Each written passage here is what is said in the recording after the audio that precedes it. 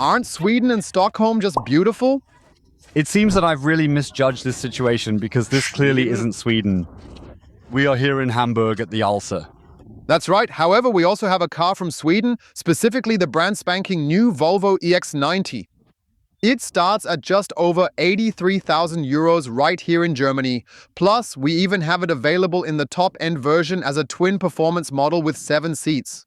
It starts at 107,400 euros as a base price. Today, we plan to take a closer look at the Twin Performance variant in a classic review format featuring a detailed drive report along with a 0 to 100 check. What kind of space does it offer for passengers and cargo? What are its comprehensive technical specifications? Moreover, what is the overall travel comfort like in such a large electric SUV over 5 meters long? And is it truly suitable for the entire family? There's ample space available for all 7 passengers. We have already kicked things off with the Volvo EX90 in Gothenburg. We already presented you with the first video at the time for the world premiere, and today we definitely want to take things up a notch. I would say let's not waste any more of our precious time. Please check to see if you are a member of the einfach elektrisch community. We'd be thrilled if you subscribe to help support us. We'll meet up with the latest electric cars. Let's begin now with the brand new Volvo EX90. Twin Performance. As usual, we begin from the outside, starting at the front, and take a look at the front section of the Volvo EX90. We've got it in a stunning dark grey metallic here. And you can clearly see that the designers placed a significant amount of emphasis on crafting a new front design, which is characteristic for electric vehicles. That means completely closed. Only at the bottom do we have ventilation flaps. Then, when necessary for the air conditioning or thermal management, very, very nicely showcased here is the beautiful large Volvo logo combined with the front camera. Then for the 360-degree camera system, torch summer is a must, so not the tomahawk that I love to eat. And they've illuminated it really, really nicely here in this pixel design. And now I have to get into the car for you because behind it are HDP pixel LED headlights. And the HD pixel LED headlights are essentially a state-of-the-art matrix light technology from the newest generation, ensuring you brilliantly illuminate the road in the best way possible. When I turn it on and activate it, then hopefully it should begin to function properly and smoothly here the way it's intended to. That's the demonstration effect again. I love it when we're in the car ready and it just won't start. It's like tech always acts up at the worst times. So frustrating, but it does work. The pixel LEDs unfold, revealing the HD pixel LED headlight, which I find absolutely super and incredibly brilliant. It's so fantastic how they've seamlessly integrated it and how it in principle completely transforms the design and visual appearance of the vehicle at night. Write in the comments if you think it's cool, because most car manufacturers have a LED silhouette here, reminding you of the Porsche Macan. Below that is another main headlight, or also in the Audi Q6 e-tron. And I find this version with the opening and closing somehow just mega crazy. The designers have truly put a lot of thought into crafting the new Volvo EX90 model. Indeed, you can get big chunky rims that are available in sizes up to a massive 22 inches. Here, it's also optimized for aerodynamics. After all, the focus is on maximizing the range from the 111 kilowatt-hours battery pack, from which you can draw 107 kilowatt-hours net in the Twin Performance variant. The base has 101 kilowatt-hours net, so the RWD then with about 200 kW and 279 horsepower. But for the majority of you, leisurely cruising around in a Volvo EX90 should be more than completely sufficient. Yes, there are 2 different equipment variants available. Of course, we have the top variant here, nicely accented with glossy black. We have no chrome here, we have no anodized aluminum. The side skirts below are also nicely done in shiny black. I think he really almost looks like a beast there. Yeah, that's pretty nasty. Even though the Volvo doesn't have that bling-bling effect like the big fat Mercedes, BMWs, Rolls-Royces and so on, it has that Scandinavian understatement. Visited once with my class. And this Scandinavian sense of understatement carries on here very, very beautifully in the LED lights. Taillight design forward, again, it has, I think, a very, very beautiful, stylish, unique design. And yes, it perhaps sets itself apart from its competitors like the Mercedes Eco S SUV. Very, very nicely. Yes, probably also includes the Kia EV9. We've already introduced to you in a variety of detailed videos, or the Chopeng G9, which we regrettably are still not yet able to display, or even the BYD Tang. These vehicles are all somewhat floating around together within this typical 7-seater bubble category. Although Volvo is undoubtedly a truly premium manufacturer, and precisely how much premium quality and value this car actually embodies, we'll take a closer look at that together a bit later. Let's talk about the dimensions. It's basically 5.03 meters long, so rounded up, 5.04 meters. 1.96 meters wide with side mirrors, 2.11 meters. I actually find it pretty cool because there are SUVs that are even wider. I think you can still manage to navigate quite comfortably in urban areas through those narrow streets with that particular width. He stands at a height of 1.74 meters. In contrast, I'm 1.85 meters tall, and the length of his wheelbase extends to a full 2 meters. 98 in between are then just the two battery packs, either with the rear driven at 101 kilowatt hours net or with the all-wheel drive variants, and here also with the Twin Performance, which has an additional software side power increase for the two electric motors. Then with 107 kilowatt hours net to be exact, either we have a rear-wheel drive. Then with one electric motor on the rear axle, it starts at about 83,000 euros and then has 279 horsepower I believe, is completely sufficient.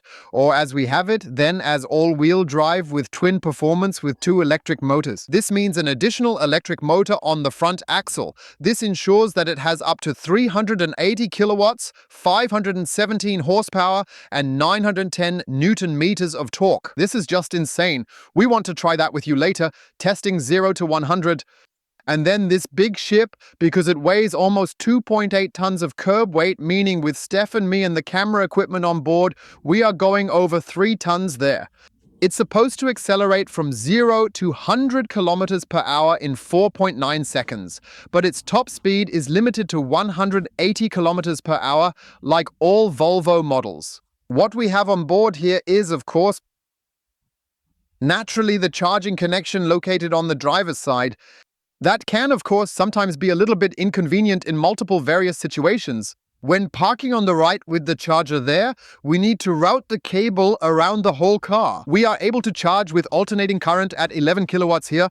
However, what I really feel is missing, to be honest, is a 22 kilowatt charger. I hope the optional one comes, as it's crucial with 111 kilowatt hours that we can recharge the battery via 22 kilowatts in about 5 hours. Because with 11 kilowatts, it would definitely take at least 10 and a half, or even up to 11 hours to charge. DC sees it differently. We have up to 250 kilowatts at peak, Stefan, here over the CCS connection, and are supposed to charge from 0 to 80% in 30 minutes. We'll give that a try, and then in a second video, we'll have a consumption drive and charging check to see if it's actually possible to achieve these results. What bothers me, Volvo, I must say in all honesty, we're talking about a vehicle class somewhere between 80 and 100 kilos, where I would actually expect to see 800-volt technology.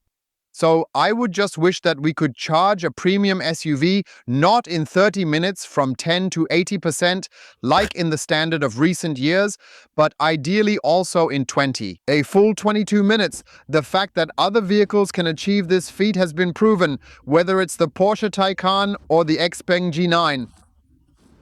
The Kia EV9 is in the same price category. That means I'm actually using the premium brand Volvo, but unfortunately, I don't have the 800-volt system on board, and that should actually be available in the Geely household too. Geely has installed it themselves as well.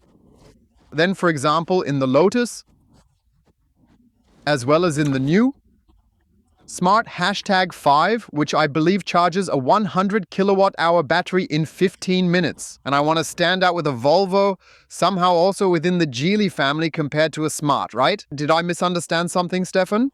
Well, it would have been nice, for sure. So feel free to write in the comments how you see it. Do you not care at all? Are the 30 minutes sufficient for you? Or would you have said, man, I would have anticipated a bit more charging power overall? Let's take a detailed look under the hood here to thoroughly determine if Volvo has indeed provided us with an impressive and spacious frunk for extra storage benefits.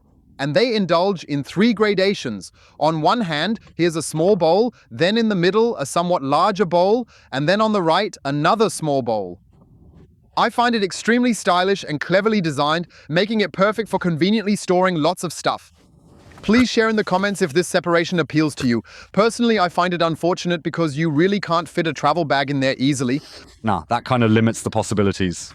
It's really fantastic to have 3 separate sections as it ensures items don't jumble or slide around during the entire drive. But on the other hand, it can be a bit of a hindrance. For instance, if you want to store a larger item up here in the front trunk, it may not fit easily due to the divisions. Yeah, up here, well, we have something. I'm honestly not even sure exactly what it is. It's definitely not any kind of insulation. That's a type of plastic, huh? Yes, the wash water filler is ahead. I doubt the lid could have been bigger. I'd say a bit oversized, perhaps, but okay. Not at all, yes, and otherwise everything is beautifully neat and tidy. To make sure we have everything looking nice and impressive, let's listen to the sound it makes when this impressively huge lid gently closes. 3, 2, 1, and now we're completely set to go. Sometimes we have to click around here a little bit. It's really quite annoying that you have to press it again like this. Why is that stupid? Because the material here is relatively light and soft. I guess it's an aluminum hood. I'm not completely sure about it. Please just take a look at my thick fingers now. Yes, you left nice footprints here right away. Well, I can't really avoid that because I have to push it down. If I don't push it down, the car would probably indicate that the frunk, meaning the hood, isn't properly closed. Therefore, the agony of choice is probably always having a microfiber cloth on hand to wipe again. Nochmal nachpolieren. If the car is dirty, the fingerprints don't really matter. You just get dirty hands and it's no big deal. That's just how it is. Let's take a look inside the trunk. Initially, I thought this small piece right here was supposed to be the button. Ahem, that's actually not the buttons. In reality, the button is situated down here, where you have to exert a bit more force and press firmly for it to function properly. The tailgate opens up electrically. What we definitely have here is this small parcel shelf, which can be conveniently pushed back like this. Kinda cute, right? It's kind of cute, isn't it? Yeah, but it's such a classic idea that you put your hat on it, right? Or some people would often place a little crocheted cover with a small roll tucked inside it, you know what I mean? Or you might have the bobblehead dachshund. All that works nicely too, and it's the same for 310 liters of luggage capacity. And if you imagine stacking carry-on luggage really high here, then I believe you can load the Volvo EX90 extremely well. As always, Volvo does everything with quality. There's a large storage space here where a big travel bag fits. Or maybe another carry-on suitcase, I would say. And you always have a 6-meter Type 2 charging cable with you. That's basically included at 107,400 euros. Bravo, Volvo. Woo! Very nice. Everything is lined with carpet, plus we've got another one of those handy hooks here to fold out. It's quite nice, isn't it? Like for a shopping bag or something. I also think it's nicely done. And what Volvo does really well, look here, beautifully brushed anodized aluminum. And not just any kind of plastic also. I think they're really going all out. And where they also step on the gas is obviously up here. Stefan, right? Look again at the complete description of everything, okay? Great! You can fit a stroller, bags, a golf bag, a lamp, and a washing machine in here. A chair, skis, and the fridge-freezer combination. Is it really everything all at once, or just piece by piece then? I can't tell you that since it's not there. However, what I am able to tell you is that you have the option to electrically fold down the 3rd row of seats, specifically referring to the 6th and 7th seats. You press it here, and might come this one, and then it smoothly goes down electrically, and you absolutely won't believe it, but it indeed moves down on its own when it actually engages and starts moving. It goes up electrically again. Yeah, now it doesn't go down. Typical demo effect. Why isn't it going down is because the backrest is just slightly angled right here. You can adjust them really nicely. I'll show you that later when we're in the back seats. I really appreciate the fact that it doesn't just scrape down. It actually incorporates a sensor that will alert you by saying, hey buddy, you've lowered the backrest too much. I'm not going down right now, so let's press it once more. Ollie really loves doing that. And now he will also recognize, hey, this fits. And for this, we're missing somehow the information. I would probably guess that it's around 900 liters. I'd say between 800 and 900, yes. So, and then it really depends on whether it gets loaded up to this point or if it's filled up to the roof. Yes, and what we can also do, by the way, that's why certain details sometimes get a bit of a twist or turn. The press officer himself explained to us yesterday that you can also store luggage in the footwell of the 3rd row of seats, folks. That's just added up. Mensch. Yes, you can add everything to it if you like. So, and What's also possible, which is very, very nice indeed, is to fold down the seats here. Certainly in this particular spot, we definitely have, I would assume, like, yeah, what exactly could it even be? 35%, I'd say, because that's definitely more than 20. Yeah, I'm not going to get into that. That's at least over 20, right? So that means you can also just fold down the middle as a pass-through for skis or a long item. Now, we definitely have, I would probably say something like 35 and 25. Yeah, and then again, that doesn't really add up to 100, does it? We still haven't found any indication, did we? So at times, one might feel a little lost when they show you such an exceptionally fantastic car. That's what I meant about having the details on the exact percentage breakdown. It's certainly not 40-40-20, and it's definitely not 60-40 either, but when you fold everything down completely, you should be able to easily fit well over 1900 liters in this space. I'm looking here in the footwell again, but there's not much room for luggage either. Well, all right, so overall, over 1900 liters are supposed to fit into the Volvo EX90, and as you can already clearly see, there's simply an enormous amount of space available. You probably won't always be traveling with all 7 people, but more likely with a group of 4 or occasionally even up to 5. This way, you generally have the flexibility to bring along quite a large amount of luggage. If the available trunk space isn't enough for you, let's check if it closes electronically. He does. This is recycled plastic here. It's not really my thing, but you guys have gotten used to it and think it's all chic. Then you can attach a roof rack up there to the roof rails and have 100 kilograms of roof load. That's already very, very decent for a roof box, or then also for further things. And if that's still not enough for you with the 100 kilos on the roof, then you have the option of an optional trailer hitch, and you can, with up to 2.2 tons of braked towing capacity, and that is, of course, very, very respectable for an electric SUV. That's absolutely fine, yes. And that clearly sets him apart from his competitors in terms of towing capacity. And this is important for you, for the friends of the trailer, for the friends of horses, motorboats, garden waste. And you have a support load of exactly 100 kilograms on the hitch, which hopefully allows you to manage 2 to 4, perhaps transporting the pedelecs for the passengers along with everything else and installing a really nice rear bike rack right here. What we completely forgot, Stefan, have you checked the roof? Yes. We don't have that. That's why it probably wasn't noticed. And that's where Volvo is brilliant once again, because they don't need a big, bulky antenna mounted on the roof to integrate the technology. They managed to put it into the windshields, side mirrors, and into the bodywork. And if they had now managed to make this beautiful rear windscreen wiper with this wonderful plastic. That looks very solid. But also very, very, but Volvo is, of course, a quality manufacturer. That's nice quality. If we had nicely integrated it up here, shout out to the designers, dear Matthias. Then I'd have to say it would indeed be perfect, wouldn't it? Absolutely, for sure. Because I think this is like the latest hot stuff, integrating the wiper up here, but please, not just some short stub. The one that wiped only half, we had that too maybe. Where was it? At Chopin or somewhere. With the little Kugel at G6. Where only half was wiped here, and down there you saw nothing. You've got plenty of space here, dear friends. You can really swing the arc beautifully and then use the rear wiper to get the window cleaned thoroughly. That looks significantly better than this scraping noise here. And I could imagine if we go to the aerodynamics colleagues, because that's always important with an electric car, for range and consumption, I might imagine that if integrated here, it is even better for aerodynamics. Better than the W. You could even add a little fryer counter here, like a Volvo Super Sport Edition. Yes. Exactly correct. Outside, we've shown you absolutely everything there is. Now let us head inside together. We like to begin chronologically, starting with the windows. In line with what premium quality entails, we feature double glazing, where 2 panes are carefully joined together by a special film. And yes, let's go ahead and look inside. I truly hope you'll like it, because I must say, it's really very classy and of high quality. Here we have some beautifully crafted faux leather, precisely joined with 2 sturdy seams. Then we have here a truly beautiful natural wood inlay, also highlighted with a chrome line like this. And I can reveal to you, there's even ambient lighting hidden behind there. That means it shines beautifully through the wooden surface. How cool is that, don't you think? That's surely a cool idea. We have a Bose sound system here in our exhibition. It even gets a Bauer & Wilkins sound system optional with 25 speakers and Dolby Atmos, and it's supposed to be the latest hot thing. Then we have here again a kind of, I would say this could be some kind of neoprene fabric, right? Could also have the texture of faux leather. I'm not quite sure. Go ahead and touch it, Stefan. It's somewhat like bucket seats. It's somewhat like a... Yes. I believe it's actually made from pine wood oil or something similar to it. Heard something from folks. Once again, something truly exclusive that only Volvo offers, but still 100% ecological.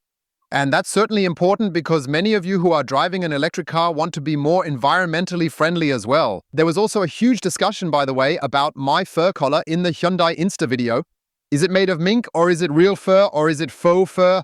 And I said, I don't know. I just bought a jacket. It just had the thing on it. You can't lose it. And it should definitely be faux fur, right? Then the next person comes along and says, oh gosh, faux fur is actually made from microplastics. You know, you just never know what to wear with you guys, right? Because someone's always got something to present. In this section, it's softly padded, but over in this area, it truly feels incredibly hard. And then just a shelf, but Volvo, please. So there's no carpet here, no plastic. It's a bit soft, but everything rustles and clatters here, right? So anyway, I certainly would have appreciated it if they had thought to include some sort of pet mat, you know, made from recycled Wotsits or similar environmentally friendly materials, which would make the whole thing a bit more resistant to rustling and rattling sounds. Taking a look at the dashboard area, you can clearly see, in my opinion, a fresh and distinct design language in the interior styling approach at Volvo.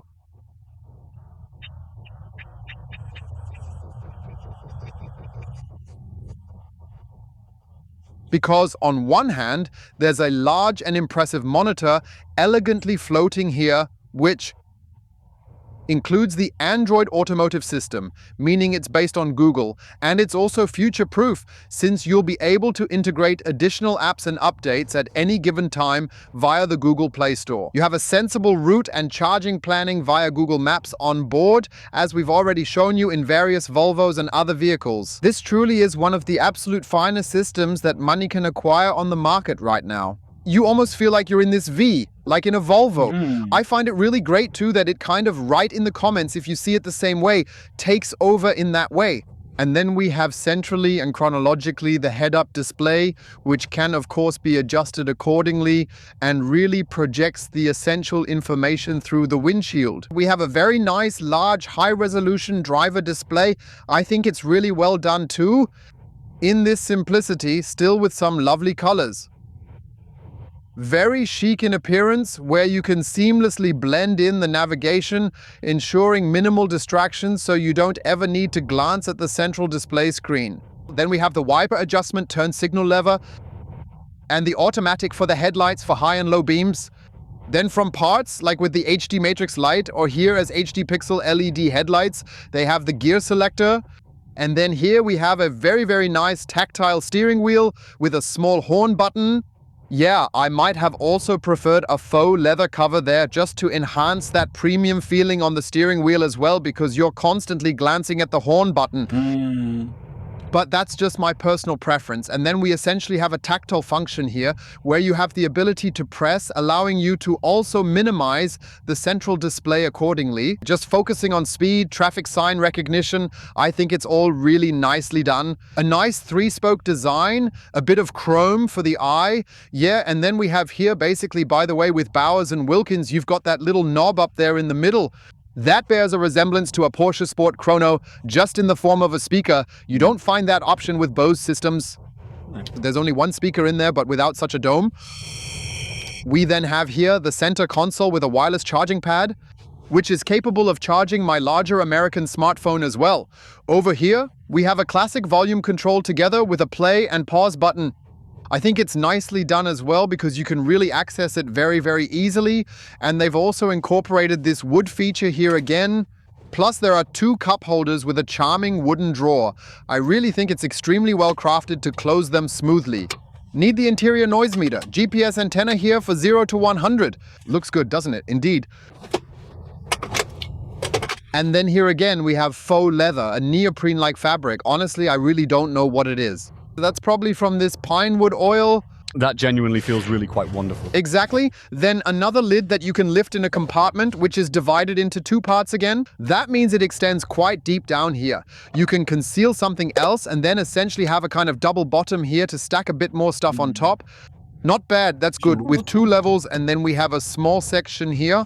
Yeah, I find everything here incredibly stylish and impressive. Our test vehicle also includes this massive glass roof, which is really striking, but I can't seem to find a blind for it anywhere. No, it simply isn't. So, and I honestly can't seem to find any button here that would allow me to blur it or perhaps darken it in any way. Maybe it's coated with a kind of foil so the heat doesn't really pass through. I noticed this effect, not sure if you do too, let me know in the comments. In peak summer, July and August, when the sun blazes, not only in Dubai at over 50 degrees, but also in Germany above 30, it feels like carrying a hot plate on your head because the sun just burns through it. So I think either a sunshade is good, that's the simple option, or nowadays you can somehow mirror it and do something with electro whatever, that it becomes kind of, milky and stuff. So you just need something like sun protection. And that's just something I kind of miss here initially at first glance. But putting that aside for a moment, it's certainly quite impressive and cool. Though I must say, to be honest, I still remain a big fan of the panoramic glass sunroof. I'm not sure if you can get that optionally. I guess not. It's often no longer available with electric cars. Because that would be awesome, just to let that fresh air in like that. Yeah. It's definitely cool. Well, I'm definitely on Team Panorama Glass Sunroof that opens. You can write in the comments which team you're on. A look through the passenger door gives us another glimpse of the interior design featuring this elegantly floating center console. They have done a really nice job here. It's a truly excellent spot for storing and securing your belongings once again.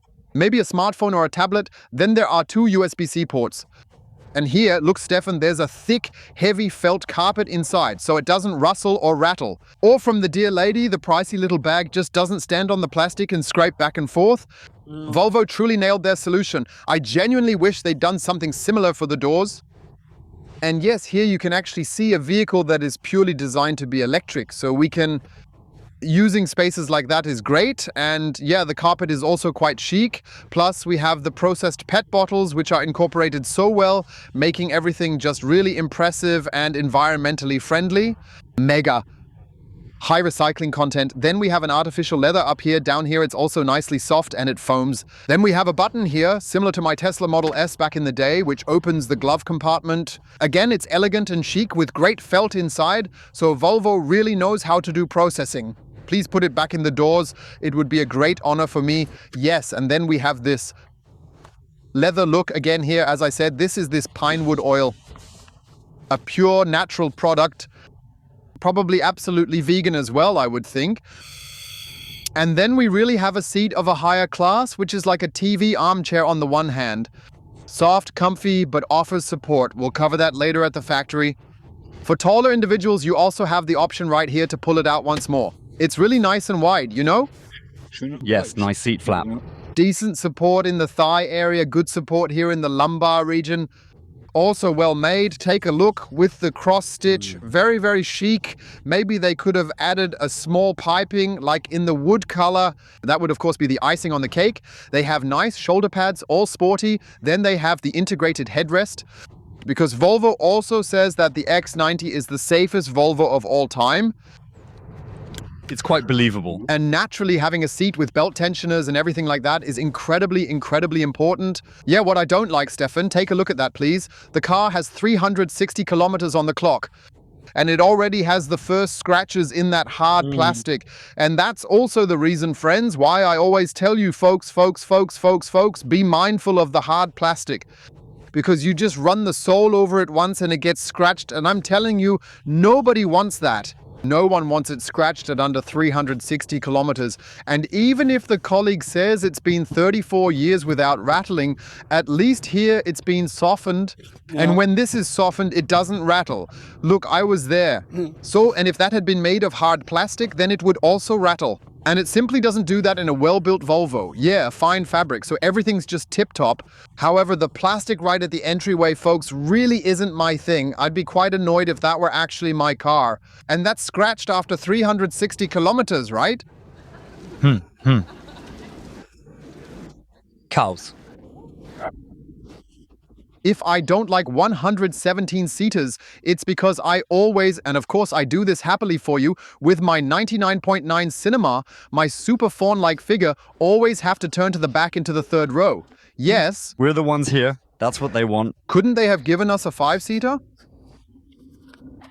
I think Volvo does that deliberately. They also tell themselves, we want to demonstrate that OLLI actually fits in there, so a little swing around, whoopsie daisy, oh yes, oh, ah. Friends, it fits, doesn't it? Although I can't quite get my knees behind the seat, take a good look at this. Even if you can adjust the second row, my knee is still stuck there with my rather long legs, you see. No one believes my thighs are that long. Yes. Yeah, that's always the problem. So, yeah. Of course, I'm also somewhat obese, or as someone recently wrote, that I'm overweight. Okay. Is that meant to be nice or mean? It's a nice phrasing. Anyway, I'm definitely too fat. I'm just too fat. So you are completely right. Now it's out in the open that I'm too fat. And then I have, well, I'd say about 1.60 meters of space here. But look, when I sit up straight here, I'm nicely sitting under the roof. If bumps here... Well, that sort of results in compressing everything just a little bit more. I must say, just think of the Kia EV9. I felt like I had more space there, sorry Volvo, and I had wonderful headroom because the roof didn't slope down in a coupe-like way but stayed nice and straight. The EV9 is truly angular and bulky, and I believe that two adults with my kind of stature would probably at least have somewhat of a bit of space. So, the crawling out, should you see that or not? I think preferably not. So, and now the warm-up stretching exercises. I always have to realign myself because I had to stretch so much, you know, to get out again. Just kidding. Now let's do the seating test in the back. And there I can, of course, slide in quite elegantly. A bit of relaxation naturally comes after the effort. Take a look at this. I actually have the option to reset the line. It's been designed quite brilliantly, wouldn't you agree? That's cool, yeah. You can still do some, yeah. I would say it feels like it's about 20 to 30 degrees, more or less. That's quite cool indeed, depending on how you prefer to sit comfortably. I have a center armrest that could be a bit longer because here I am again, even though they're foldable, in the cup holder. I personally find that quite nice because I had wished for it, so please just add a cover. Yes, that's definitely better than having a hole there, but they could have just designed it longer with the headrest integrated somehow. There must be some kind of technique. Yeah, and then I have the option to move the row of seats here. Check this out.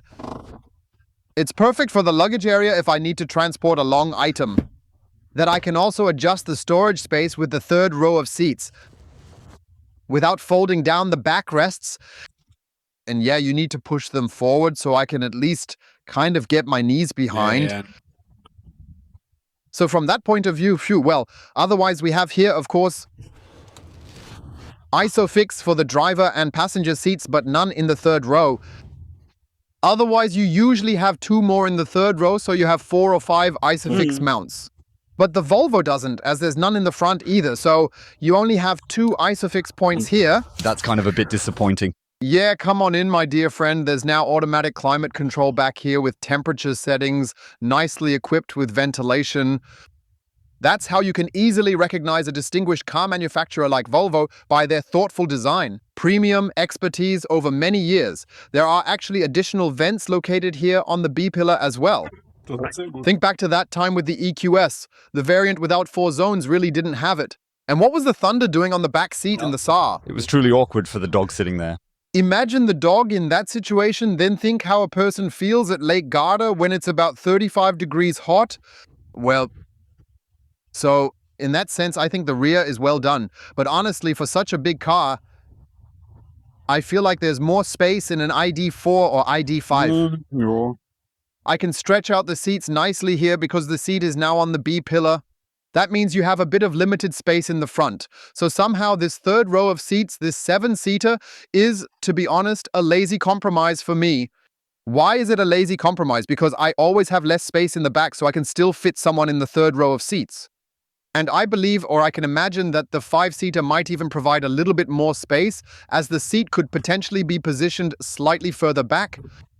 From a construction angle, because let's admit, 800 liters of trunk space is truly massive. Yes, exactly.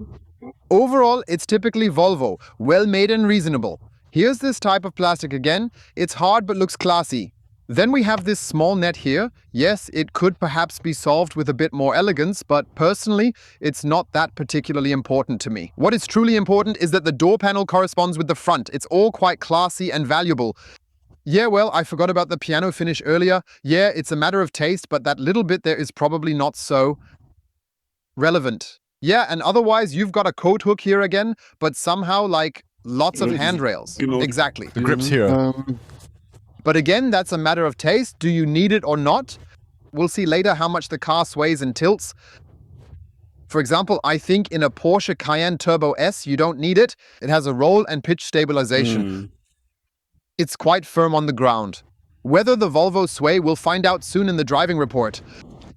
Outside, we've shown you everything. Inside, we've shown you everything. Now we want to drive it. The new Volvo EX90 as a twin performance with 517 horsepower and over. 9. We started off with the Volvo EX90. I've reset the onboard computer here because we're going to drive quite a distance out of Hamburg, then head towards the highway and drive cross-country. And there, of course, we would like to determine the consumption within the city together with you once again. By the way, if you're aiming for maximum performance, you've got the performance mode available for that purpose. Otherwise, it essentially holds the same power level as the regular twin engine, especially the all-wheel drive variant found in the basic model. 5 meters, which rounds to about 4 meters in length, naturally demands proper parking skills, especially in a bustling, high-traffic city like the vibrant metropolis of Hamburg, and that's definitely not so easy. To achieve with such a massive vehicle, I really don't want to end up scraping the rims either. So let's take a look and see how far we can actually get with maneuvering into this parking space. That would most likely just about fit quite perfectly. It's really well executed here with the three-dimensional clientele integration. It was just like that here. He says, watch out, let's pull forward again. We haven't gone deep enough into the gap yet. I'm really sorry, dear friends, that's some serious parking sport happening here. I'm going to absurdly remain here for now, as I'm still somewhat on the bike path here, but you can clearly see that you receive extremely good and reliable support in this location. Of course, I once again picked the tightest parking spot here. Yeah. You seek a challenge too. I like that. One could have had it easier. Yeah, exactly. One could have simply opted to drive in straight from the front side. Anyone can do easy. See, this is well done, yes? So this is really awesome, isn't it? Yeah, I think that's really impressive. Can you still switch back and forth somehow? Wait a minute, 3D. Bam, yeah, look how he's standing here. You can also see here that I'm still standing so close, but on the line. Yeah. Well, theoretically I could now, though I'm not sure if the line counts as part of it or not, like in soccer's penalty area, where the line indeed belongs to the penalty area. Then we basically have the rear view here again, with the front camera here in front. If I switch now, again using the guideline, that means I should actually be able to get past the Corsa when you see the line there. But the way I look at it visually, I'd be scared now. We'll probably never be invited by Volvo again to drive a car because we're kind of scratching the car here. We absolutely can't risk that at all. I'll just move it back a bit more. So you can see that with a length of 5.04 meters and the support of this camera, you actually manage really, really well. 50 meters. We've left the downtown area of Hamburg and want to take another look at the consumption. We traveled a distance of 7 kilometers through the city and observed a consumption of 31 kilowatt hours per 100 kilometers.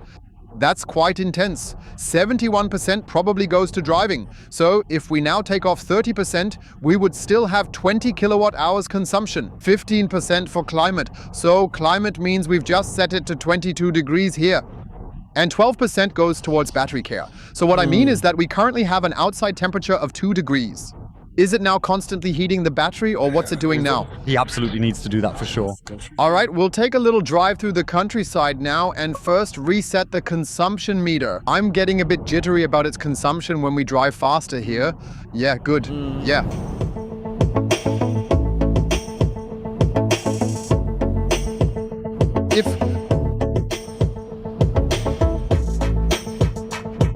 He's clearly missed it by a significant margin, right?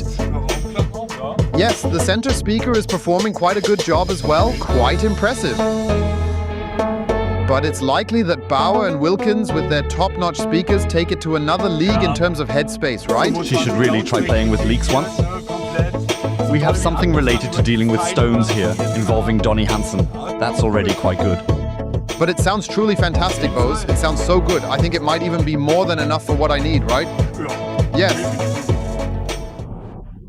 A good electric car, of course, includes not just a good sound system, which it does have here, with the Bose sound system. Anyone who desires more can indeed decide to add on the Bowers & Wilkins sound system atop everything else, but it also features convenient voice control then, with corresponding route and charging planning capabilities. Let's give that a try by saying, "Hey Google, drive us all the way to Munich, Viktualienmarkt 1. Sorry, I'm not quite getting you. Could you repeat that? Hey Google, navigate to Munich to Viktualienmarkt 1. To Viktualienmarkt 1.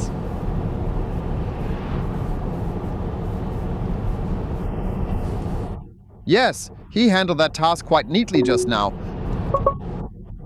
He also very swiftly plans out the respective charging stops here. That's actually quite an intriguing story.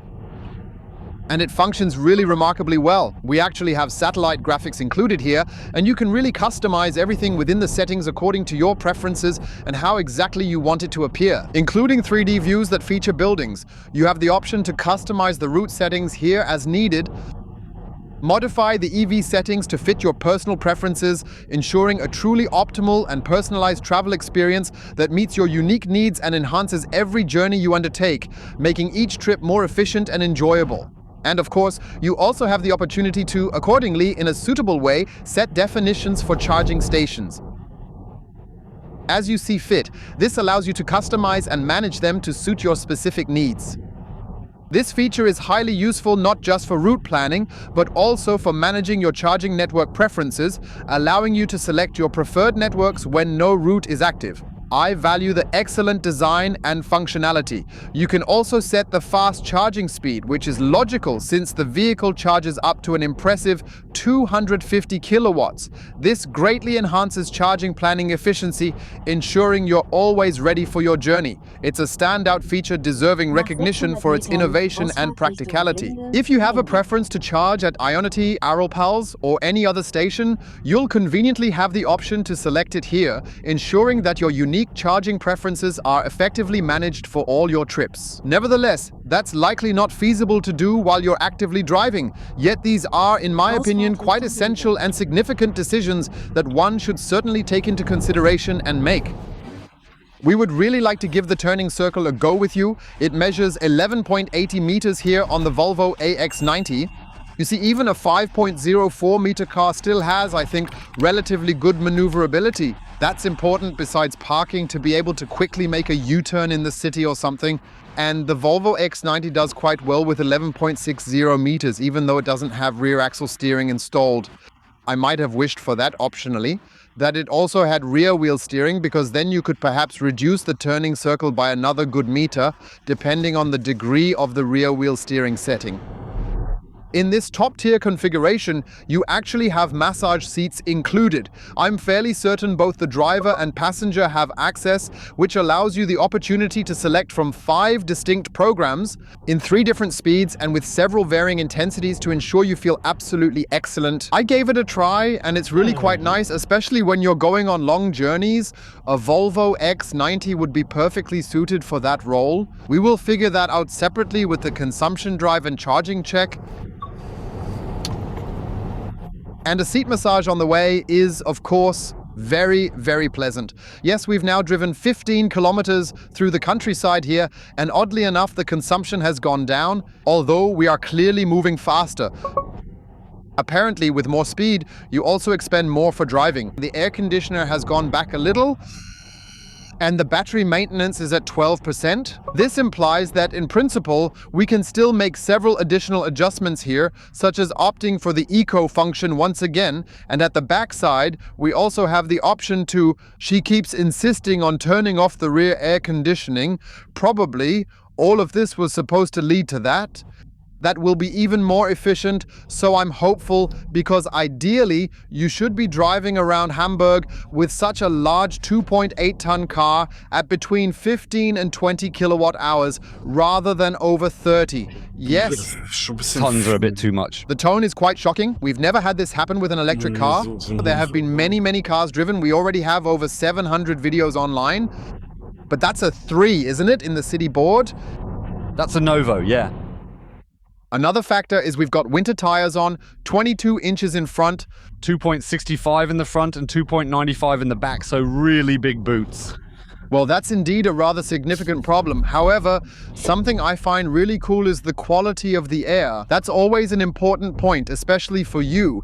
Many of you have allergies. Some are very sensitive, especially in urban environments or even in rural areas that can play a role, and Volvo is committed to supporting you as best as possible. You can see here very, very clearly what the air quality is. You can even see here, or the Volvo can detect, which pollen are currently circulating.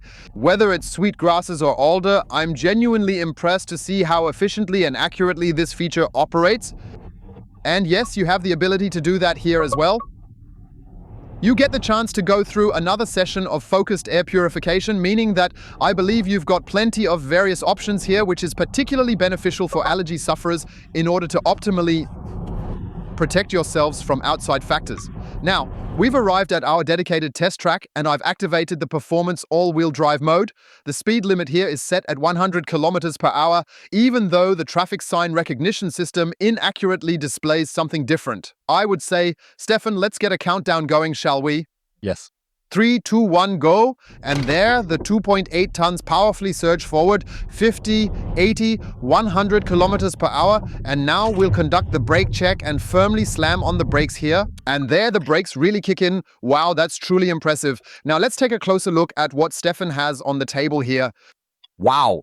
So we have 0 to 60 in 3,15, 0 to 100 in 5,55 and 100 to 0 in 3,44. I have to say, those are good numbers. 4.9 seconds is the factory specification. We just chose a dirt road out here in the middle of nowhere, so to speak.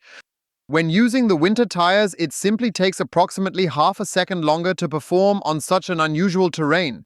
It's truly impressive, Volvo, how you manage to consistently deliver such exceptional performance on the track, coming very close to fulfilling the factory specifications almost effortlessly every time.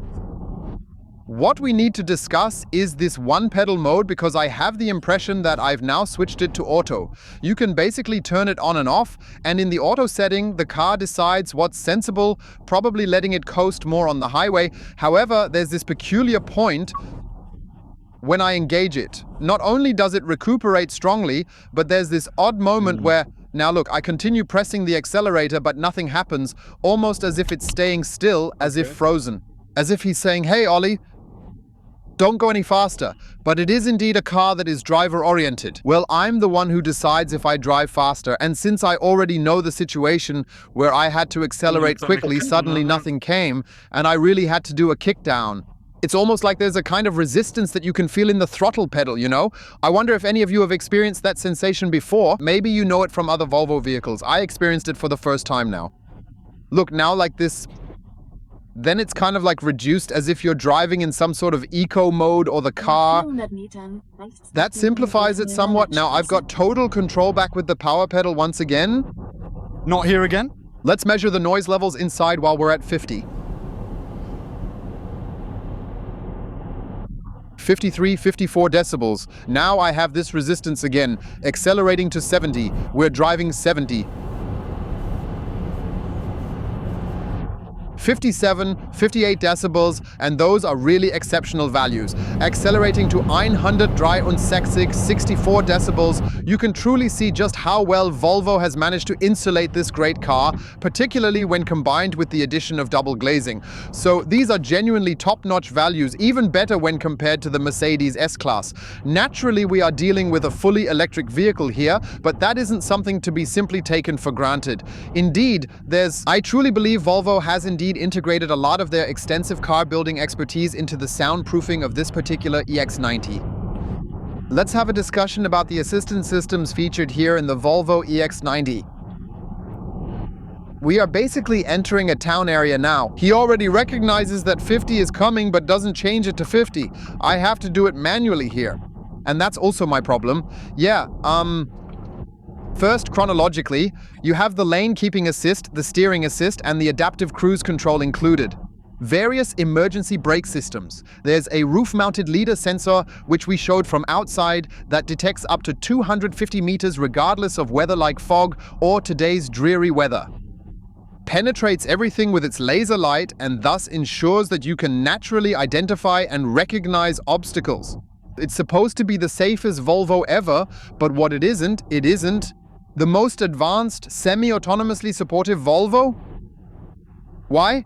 Because it just entered the entrance of the town at 70, and now I have to manually correct this situation myself. Other systems, whether it's all vehicles from the VW group, including Skoda, Cupra, Volkswagen, and Audi, up to and including brands like BMW, Mercedes, and even Renault now, and also other vehicles I haven't yet specifically named, have advanced predictive control systems that work to enhance performance and efficiency. Predictive means it basically knows there's a town sign coming up. It would theoretically let the Volvo EX90 coast, which it doesn't do.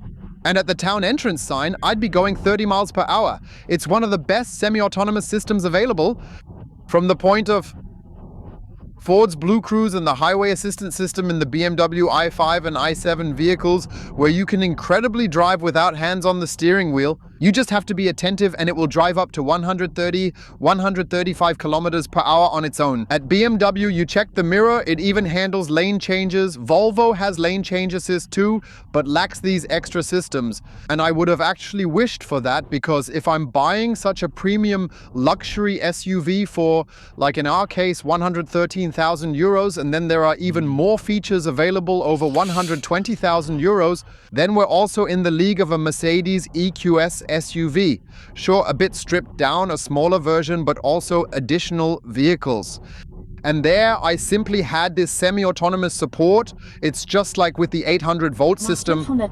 A few of you might be thinking, hold on, Ollie, calm down. It manages to stay perfectly centered within the lane. He certainly manages to do that, and there's no doubt about it. Yet he doesn't possess the adaptive version, and he definitely doesn't come with the predictive version as well.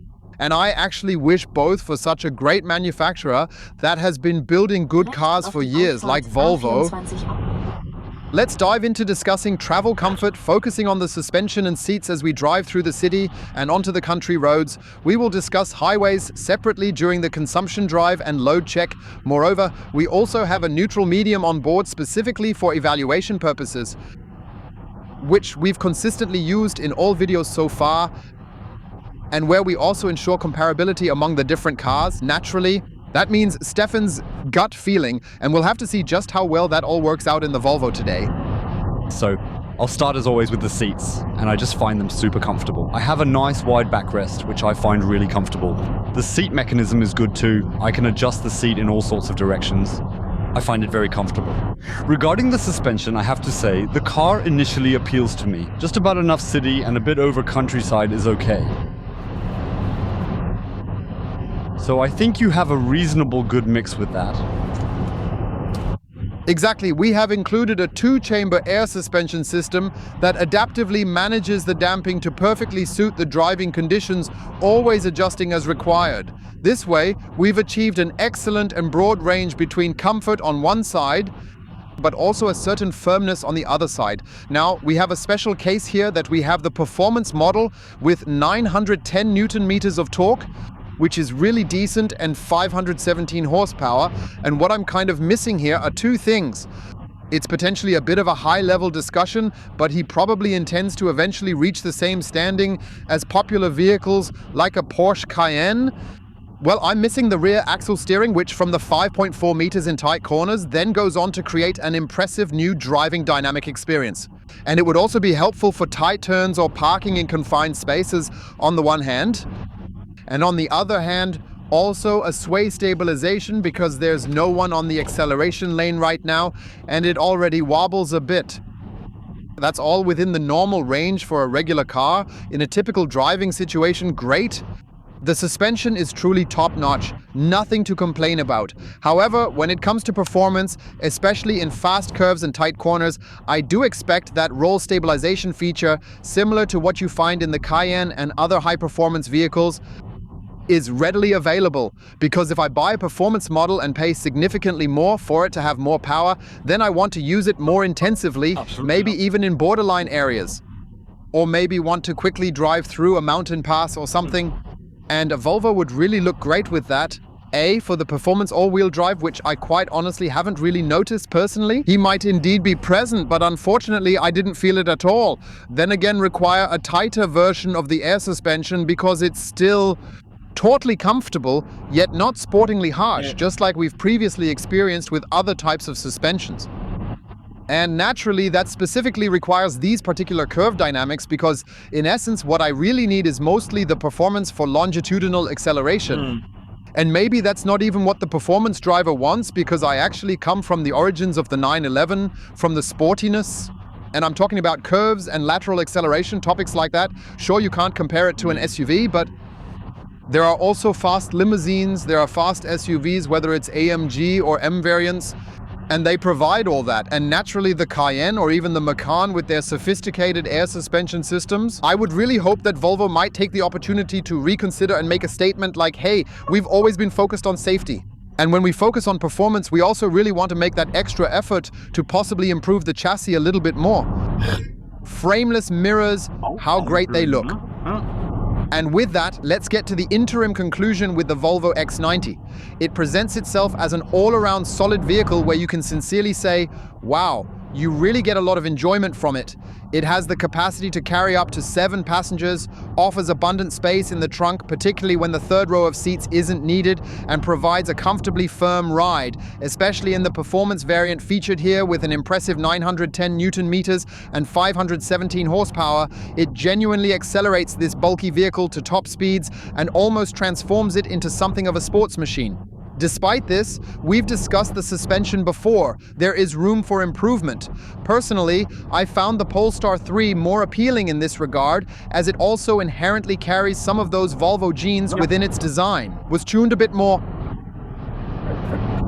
sportier, but maybe that's also the differentiation between the brands, saying Polestar is the young dynamic one and Volvo is the, really solid. So the material mix is mostly excellent. The design is excellent. The infotainment system is excellent too, featuring Android Automotive integration. Everything's really great. The only thing which we'll check during the consumption drive and charging test is I might have wished for 800 volts. That would be mega good, yeah.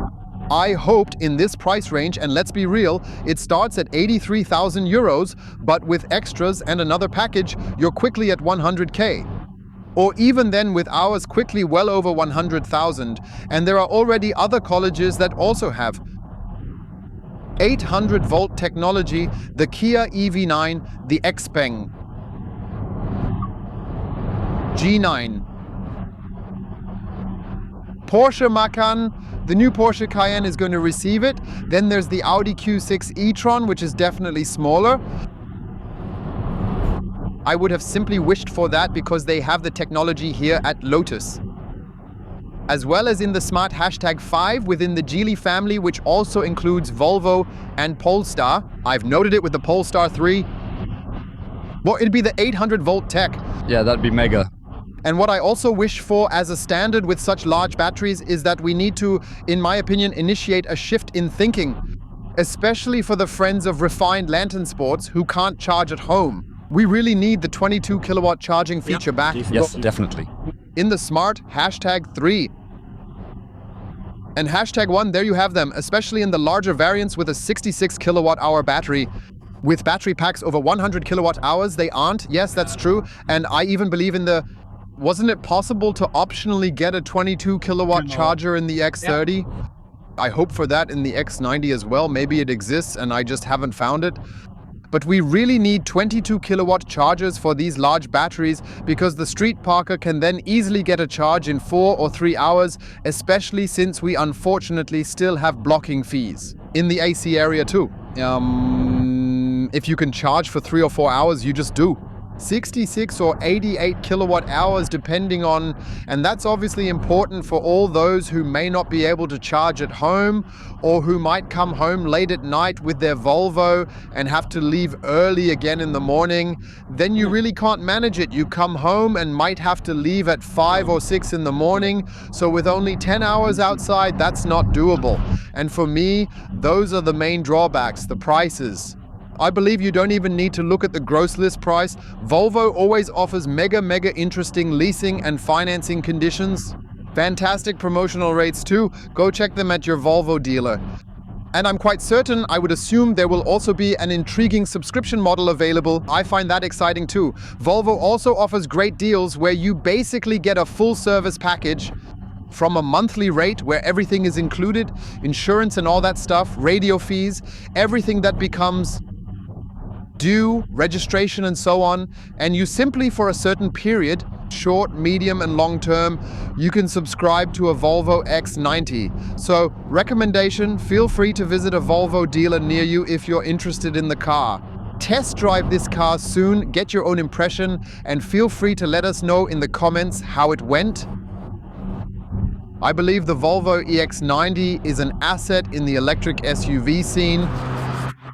And with that, we've come to the end of today's video with the Volvo EX90 as twin performance. I hope you enjoyed the video. Please give it a thumbs up. Also, take a moment to check if you're part of an electric community.